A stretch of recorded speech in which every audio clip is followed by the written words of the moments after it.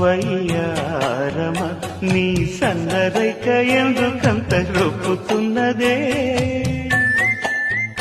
నయగారమా నీకుంటే నవ్వు గుండెలోన గుచ్చినందుకే